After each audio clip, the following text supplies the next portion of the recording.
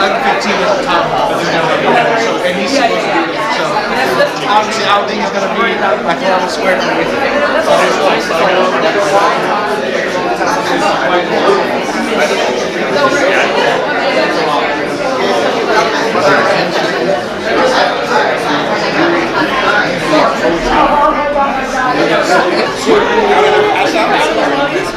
That makes so much sense. Yeah, it makes so much sense. I understand. It makes sense. I think she don't know.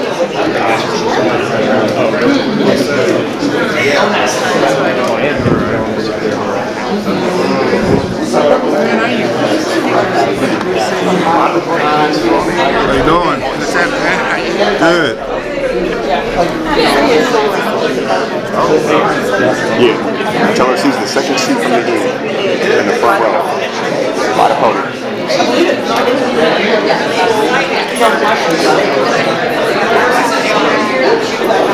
I told him it's appropriate this year in the class.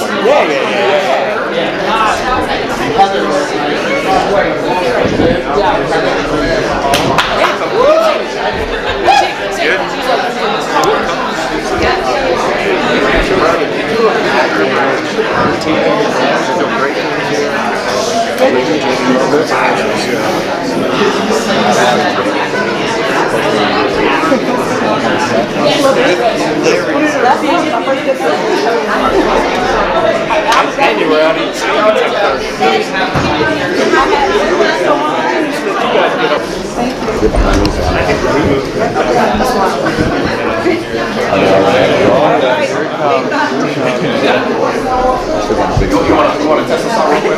Yeah. Make sure that we're getting it. You got it? You can't do it wrong.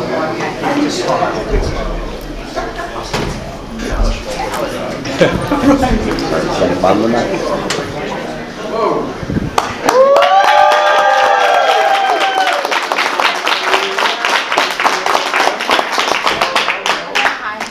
Good morning. Nice to meet you. Jamie. Nice to meet you. Oh, excellent. What's your D&I now? Not DEI, D&I. Marvelous. Hey, how are you? Oh, hey, good to see you. I want to introduce you to Alicia, who's the market director. Excellent. She started out as one of our top performing branch managers. Then she was the first community manager in Columbus. Really? And now she's a market director. Excellent. Community manager in Columbus. That's excellent. How many community managers do we have here now? Two in Columbus. And how long have you been with us? About 8 years. 8 years. Yes, sir. You came out of another branch and became the branch manager here? Actually, I worked myself up here. Started as a banker and then manager. Oh, excellent. Sorry. Excellent. And so what is your D&I here now? 78 years. Okay, good for you. And how many total employees here in the branch? I got about 10, but today I have about 7 to 8. Oh. 7. We're excited to have you here. Yes, sir. And you guys want me to ask questions you want me to answer? Or?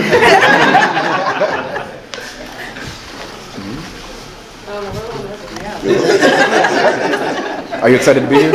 I am. I love these community branches. They become part of the community because of you all folks. And I know you get a lot of traffic here, and but they give us a chance to do things different that we haven't done before. There's the 19th. I think you've probably been to all of them. I've probably been to 16 or 17 of them, and so, yeah, they're extraordinary. I think you guys, are we going to gather for photos? Yeah, that's great. Do it. Okay, under the northern lights over here. Oh, that's perfect. It's perfect. Judy, great to see you.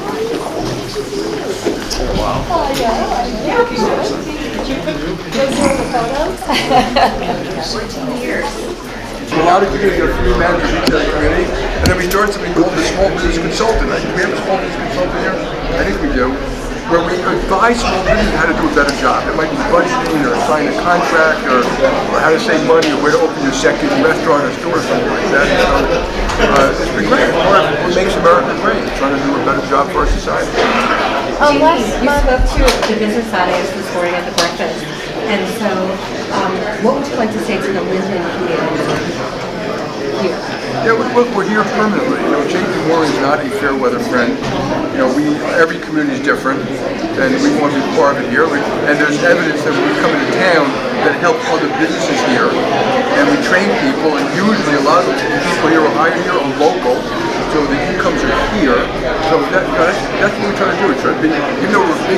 company, business takes place at this level. And so people look, the CEO, Chairman CEO of JPMorgan Chase, but that's not where we take business. Business is actually here. You have the client walk in this branch or walk in any branch. And remember, these branches don't just do consumers, they do small businesses, and eventually they help middle market companies too. You announced, the company announced a month ago, return to work, speaking of having people inside. Why did you guys feel that was necessary to bring back 5 days in the work? Yeah, so remember, this is for America, 60% of people work home through COVID. And I was, you work from home, yeah, well, where do you get your food from? UPS, FedEx, Amazon, agriculture, manufacturing plants, hospitals, police, firemen. So the notion that everyone's working was wrong. So JPMorgan, we already had 60% working full-time. And in fact, branches were fully occupied full-time, certain op centers, operating full-time. 10% will always work from home. I'm not against work from home. So this is I'm not against work from home if it in fact works. So we started something called a virtual call center. We started in Detroit. So it's now a Detroit of people, 100% at home, doing the same work we do in a call center, but it's 100% effective. Like, if it wasn't 100% effective, I simply wouldn't do it. It's the other 30% you're talking about. We had 3 days a week, but here's the basic problem. It doesn't work, okay? And I'm not against people wanting to work from home, but if you were young, you get set back, it hurts you, you have less relationships, there's less diversity at home there is in the workplace, you are slow to learn, we already see them being left behind. It doesn't work for innovation, the speed of decision making. It simply doesn't work. We're going to do it our way. I completely respect and appreciate anyone who doesn't want to do it. But they can vote with their feet and work elsewhere. They aren't going to tell JPMorgan Chase what to do. And so yes, we've got a few people who don't like it. If you were one of them, I'd say, I got it. Then you should probably look for something elsewhere eventually. But in the meantime, do your job for us. Did you lose any employees over that? I doubt we'll lose a lot of employees. Do you see benefits? Go ahead. Yeah, sorry. But we did it. You have other people saying, people to work from home, and we're not. And that's called freedom. It's a free country. And so I applaud people doing it, but they're going to have to beat us to make a better battlefield. We'll have better people, better decision making, more innovation, more creativity, and I refuse to damage the young people the way it damaged them. They literally are being left behind. In a lot of different ways, and so in fact, a lot of like going to work, and you probably need to free to make your spouse. Okay, let's be honest about society. Being together to work. We're socially human beings, and so I'm not against other people doing it their way. And for certain jobs at work, there are certain tech companies. Do you see benefits? Columbus, like We might. We don't have a plan yet, but they do work, so we might do one. Do you see benefits to the local economy given a return to work? And also, do you think the headquarters up in Polaris is going to have enough capacity to be able to accommodate the workers up there? Yeah, I think it does help local communities. That's not the reason we're doing it, but if you go to a lot of cities, they're very happy in terms of going back to work. So think of local retailers and restaurants and things like that. And I believe Polaris has all the capacity. There are certain places that don't, and so we're phasing it over time. We have to redesign the space or add some space or something like that. But again, that's just timing difference. That's not I'm sure you read articles about, there wasn't space when I got there. Okay, well, fine. When I was a young executive, I remember we had a branch, a corporate branch like this, and sometimes there's too many people there, and be 4 of us in small offices. That's okay. Life moves on, and I don't want to hear a lot of complaints about it. And nor should you guys put up with it.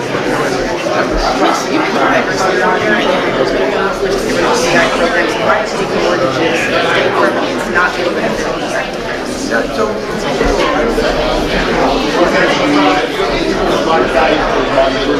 and they're worth it too much extra. I'm not going to defend all the things we've done. Here's what we've done in this way. We reach out to the wealthiest white people in the world. We reach out to the wealthiest countries in the world. We bank the biggest companies in the world. We bank cities, schools, states, hospitals. We reach out to veterans. We have programs for disabled. We have programs for a million different things. We also reach out to the local communities. But you're not 100% black, but you're black, more white, so that's what we do. We work 95% of the work. Wherever I go, red states, blue states, red states, blue states, mayors and governors love what we do. They like what we do. They want us to do it. They want us to lift up society. And it's no different. It might be than a small 2-rand acre store in town. You participate in it. You bring your food to a homeless shelter, you might help a little league team, a local institution. That's ultimate humanity. And I don't know what anything to do against it. You know, but you can be that sometimes you want to talk about it. We modify something because, you know, the part I know about all the way down. Okay, you try to be. What about DEI as an employer? A lot of companies are scrapping their employee DEI. If you actually read the study, they're not scrapping all these programs. They're modifying them, changing some of them. But, you know, my guess is, so we recruited 26 HBCUs. We're going to recruit, and like when you come to a community like this, we hire local. But obviously, there's going to be a lot of team starts. In other parts of the world, it might be Spanish, in other parts. So yeah, we're going to reach out to communities, hire locally, hire great people. We have special programs to hire neurologists. They could be a key participant. They could be consultants. I think the graduation towards them, you know, and the moms and dads are fun. We reach out to communities. We're going to continue to reach out to communities. And obviously, I hope you study it and lift up the community, bring more income here, we can bring more small businesses here, and we slowly educate the community on, I call it financial education. I agree with you guys in the press, they should teach financial education in K-12. They should teach it to the kids and the parents. Like, what is it to save money? What's your checking account? What's your rainy day fund? How much does it cost to have a payday loan? How much does it cost to cash a check? You know, and all these things. So if we do good, all that stuff will get better. We've seen that. We're finding out 19 and not 1. If the 1 failed, we'd have 0. Mr. Dimon, in your April letter to shareholders, you mentioned you warned of persistent inflation. We got the CPI number out today. Inflation was accelerating in January, so it's up in January. So what are your thoughts on that? And then also, how do you compare it to I did warn that rates have up, and I think that's true. I look a little bit like kind of like the weather. We know it's going to go up or down. I think it's more important that there are jobs. The plentiful jobs, like unemployment is far more painful than inflation to most people. So I'm hoping it peaks out. I really don't know. You know, terror is properly used. Everyone's a proper weapon. Overused, they can be inflationary. Probably. I don't really know. I'm watching this right now.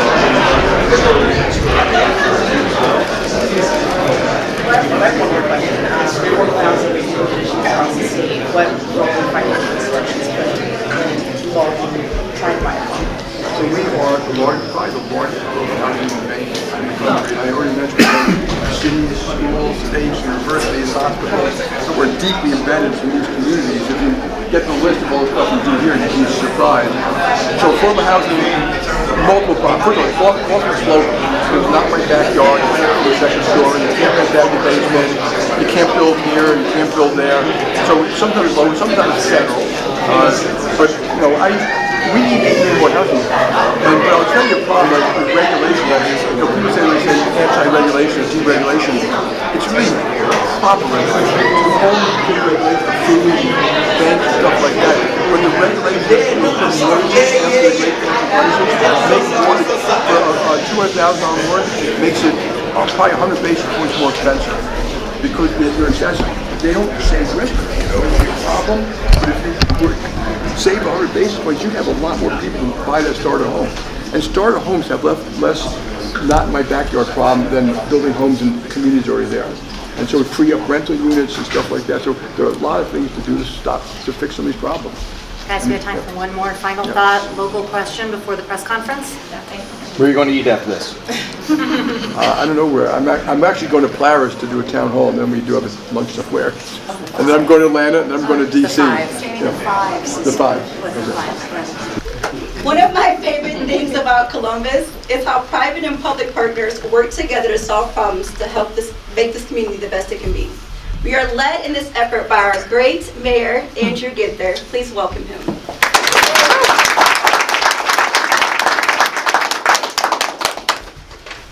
Good morning, good morning. It is a great morning in the city of Columbus. I am thrilled to be here in Linden. I want to welcome Jamie back to Columbus and here to Linden, one of our great neighborhoods here in the city of Columbus. This is a special day for me because I always say my top 3 priorities as mayor are neighborhoods, neighborhoods, neighborhoods. And here we are today. Under the great leadership of those that crafted the One Linden Plan. Anybody that had a role in developing the One Linden Plan, just raise your hand so we can recognize you in putting it all together. So this was a process that took the better part of a year, year and a half, and we said to the community, we want to organize and harness the entire public and private sectors around investing and lifting up Linden. We believe that every family and every neighborhood should share in our success. And we knew when we started this journey that Linden and the residents of Linden weren't sharing in the great success story of Columbus. And so we were purposeful and intentional about developing that plan, but also committed that this was not going to be a plan that sat on a shelf. That we were going to invest and organize and galvanize the rest of the community. So here we are today at Chase's Community Center in Linden. This is one of only 19 branches designed like this in all of America. In all of America. And we are thrilled of Chase's ongoing commitment to Linden and other great neighborhoods throughout our city. That One Linden Plan has already generated over $150 million of investment in infrastructure, in community centers, in fire stations, but also housing in partnership with Nationwide Children's Hospital, New Salem Baptist Church, the senior housing that we're seeing, the private investment, and it really has culminated in today's announcement because Jamie and Chase have been very focused and all in for Columbus. I was with former Mayor Coleman last night at dinner, and he talked about one of the first meetings he had with Jamie and committed to working with Chase to make sure that they were successful here and in places all over the country. And Jamie Dimon made a commitment to Columbus, and he has never, ever wavered. Jamie Dimon is one of our greatest champions for us as a community and certainly around the country and around the world. So Jamie, we're thrilled to have you back here, and we're so excited about what lies ahead because we know the best days of Linden are in the future and on the horizon because of great public-private partnerships. We call it the Columbus Way because we think we do public-private partnerships better here than anywhere in America. And today's ribbon cutting and celebration of this new community center branch is another great example. I couldn't be more excited about the future of Linden, and I thank the people of Linden for remaining committed, engaged, and leading the future. We are Linden! We are Linden! Thank you, everybody.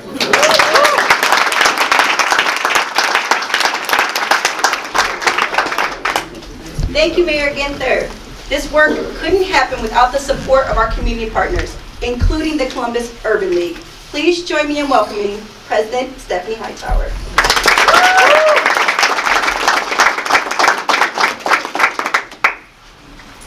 I'm not sure it was fair that I got sandwiched between the mayor and Mr. Dimon today, but I'm going to do the best that I can, and I'm going to stay on script because most people who know me, Mr. Dimon, know that if I go off script, that I'll probably get in trouble and I might lose my job. I'm going to stay on script today. Thank you, Alicia. It is a privilege to be here today to share this proud moment, Alicia, with you and your colleagues. Your dedication to doing well by doing good is remarkable, and we are all grateful for it here in Columbus, Ohio.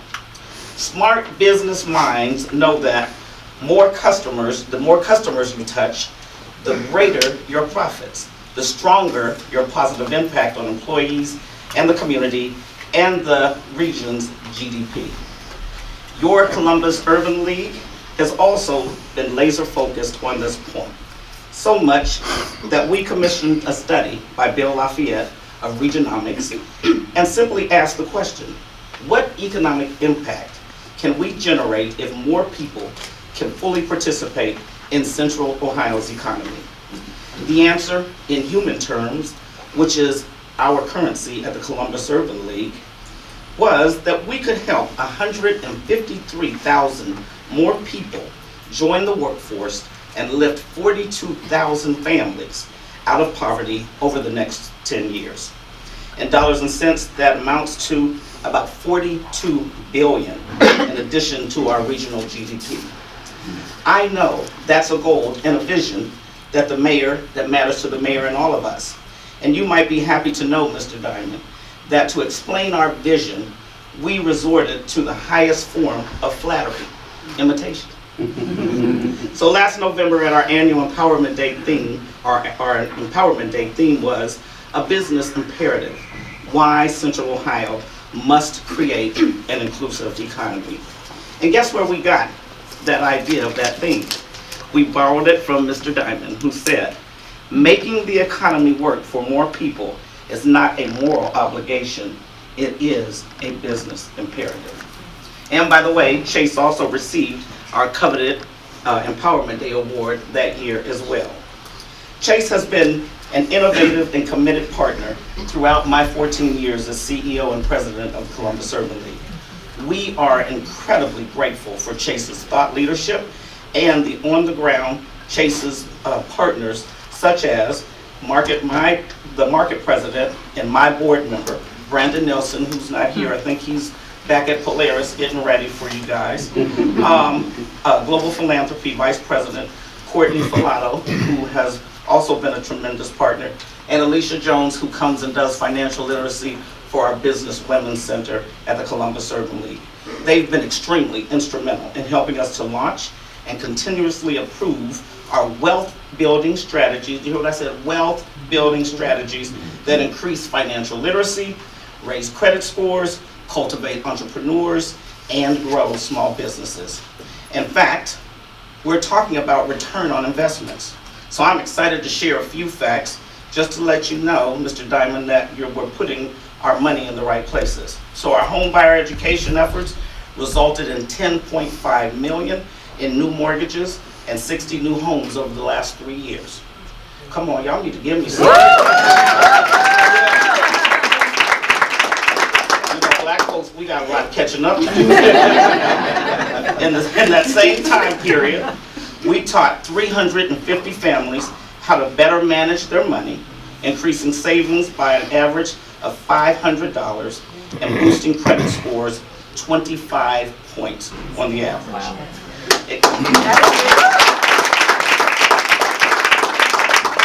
And then our dynamic Accelerate Her program that Courtney has been really been instrumental. We targeted 49 women entrepreneurs, helping them gain $650,000 in funding while they created or kept 65 jobs and won nearly $3 million in contracts here in Central Ohio. So with outcomes like these, it's easy to see that Chase's presence here today represents yet another example of the company's business principles and ethics. It's entirely consistent for Chase to set out a welcome mat in this community, a community that will grow and will be strengthened by greater access to banking services. I've been told that this is one of over 500 new community centers, branches that you'll be opening in urban and rural communities around the country, adding even more depth and personalized services to the larger branch network in the U.S. So we're thrilled that you're opening this special, and it is a special place, here in the heart of one of Columbus's oldest and most vital communities. This area, like the Columbus Urban League, is well over a century old, and like many neighborhoods, lost wealth and vigor in the 1960s. Now, thanks to the leadership of Mayor Ginther and extraordinary investments by a number of organizations that I know are here today, including Chase, Linden is primed for a renaissance, one that builds upon the resilience of long-standing residents while also inviting new neighbors to be here as well. This place, these leaders, all speak to the power and righteousness of living out a larger commitment to access and opportunity. And yes, Mr. Dimon, it also commends your business acumen. Thank you. Thank you for leading the charge that opportunity for all truly is a business and economic imperative.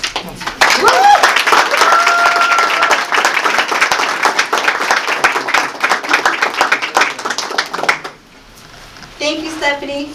Now it's the man who made all of this possible. Please give a round of applause for our chairman and CEO, Jamie Dimon.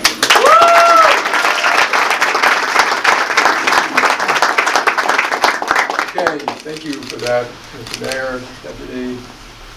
First of all, I'm just so proud of you. I mean, you started as a and all the folks who work here, but I just want to tell you a little bit of the micro of these branches that I have, what we do. Some of you may not know. So one of our people had the idea to open a community branch. We opened the first one in Harlem 5 years ago. It was kind of like this. We did the same idea, which is have more space for the community, invite people in. They invented the community manager job. We didn't have one before. They invented, I assume this art's done locally? Yes. Yeah. We do food locally, we hire locally. We're part of the community, no different than if you were a community branch. And then we open up our branch to educate people around financial education, and it works. These ideas didn't come from me. They didn't come from corporate headquarters. I always remind people that are big company like ours, this is where it takes place. You all see a chairman, CEO of a big global company is distant. I always remind people, but it's the customer walking in the front door. That could be a customer in Linden, it could be a customer in Greenwich, Connecticut, it could be a customer around the world, it could be a large corporation. But we like to be part of the community, and these are mostly commercial. I remind people that that's what makes it sustainable. There's a little bit of philanthropy here and there and trying to reach people in, and that one community branch has become 19. The community managers, we went from 1 to, I think we have like 150 today. Someone inside the branch invented the small business consultant. I don't know if you have one here. Christina Villa. Send me some of your best stories, okay? Because advising businesses to grow, whether it's opening a new store, or signing a contract, or hiring a new person, or dealing with an employee relations issue or something like that. And so these branches work. We have evidence now, and I'm going to probably be publishing some of this, that when you do something like this, the community starts to get better. Because people are being paid locally, maybe they're opening another business. We've seen evidence that a restaurant might move close by here. In Detroit, we had a Whole Foods move close to a town, and people thought it couldn't possibly work. Whole Foods was given the land, but there's no other charitable contribution. But the notion was, did people have enough money to shop at a Whole Foods? It's been a home run. They were shocked. It was closer than alternatives. It was kind of a food desert, whatever they call it. And these things work. And when you lift up society, that was the most important thing you've already said, it's not a zero-sum game. Yeah. The better Linden does, the better Columbus does, the better Ohio does, the better America does. And we haven't done a particularly good job at that. If you look at a lot of our communities, it's been a long time. I'm talking about 20, 30, 40 years. We didn't really get much better. And you can look at the education system, the financial system, and that's why we do this. And we learn from it, we're always modifying it, trying to get better at it. So that's the micro, that's the ground here. Then there's the city. So, Mr. Mayor, thank you. You came, thank you. The press all came, we appreciate that. But Columbus has always been a great home for us. They wanted our people here, they wanted to grow. We have this unbelievable center in Columbus. It's had higher and higher skilled jobs across technology and et cetera, and it makes us continually invest here. That kind of investing you've seen in your city and around your city in new plants. Yeah. Not telecom, chips, and Anduril, I read 5 million square feet this morning, which is an awful lot. And you're lifting up the town. And the town, since I've been coming here, has become hugely diverse. It wasn't hugely diverse when I first got here, which is great. And then there's the federal government. Okay, and so JPMorgan also, when I leave, I'm going to Atlanta, and then I'm going to DC tonight. But it is really important that we get the federal government to do a better job on things that will help this community. I was talking about schools, and then the school outcomes have to be better. All the schools, I think they should do this in the federal government, that they demand the schools tell everyone what's the outcome of the school. Not how many kids graduate, and don't lie about their grades and scores and stuff like that. What jobs do they get when they get out? Because their jobs at 17 or 18, making $40,000 to $60,000 a year as a teller, coding, data science, financial management, and they should teach that. I think that we try to do a lot of financial education here. I think there should be schools should, at K to 12, it should be required, teaching people about checking accounts, saving money, rainy day funds, how expensive it could be to do check your cash somewhere. bring in the parents, teach the parents that, what a mortgage is, how to get a better mortgage, how not to get ripped off by some scrupulous financial institution, etc. And then we have to participate by having community centers. And I also, for example, think that we should double the earned tax credit and get rid of the child requirement. You know, the child requirement takes families apart, and jobs bring dignity, and that money would be spent in your community. And it would cost money, but it'd probably be, I think, the best spent money in the world. And you may not know this, but Democrats and Republicans both support that now. And so I think we give a good push. So that's why we do it. I'm a patriot before I'm anything else. Lifting up my country makes me feel fabulous. I want to end by thanking you guys, both the new folks here that have joined JPMorgan Chase and to make it to the great branch, because how they greet you every day, how they educate you, how you bring in their community, that's what's going to make all the difference. So thank you for all the things you all do. Thank you.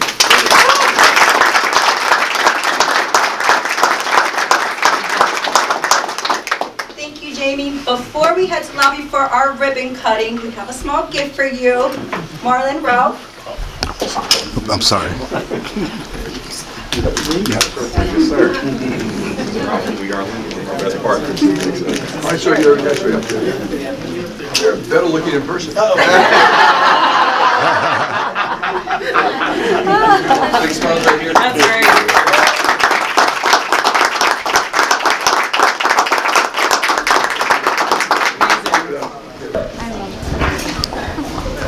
No, sir. Don't cut his finger.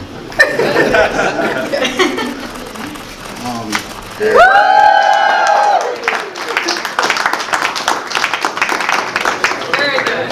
Thank you very much. Here.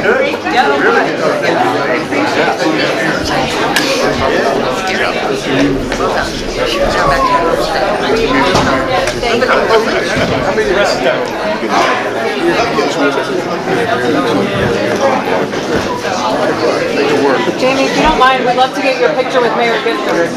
Oh, Mayor Ginther, if you don't mind, Jason would love to take your photo.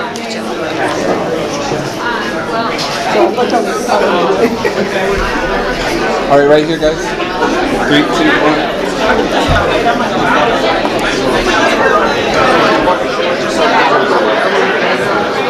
10 years. Sean?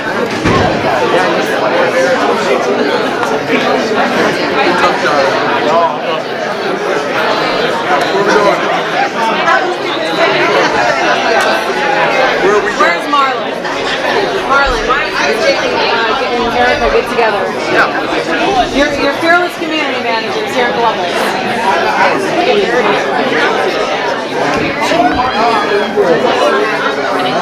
And right here, guys, please smile. 3, 2, 1.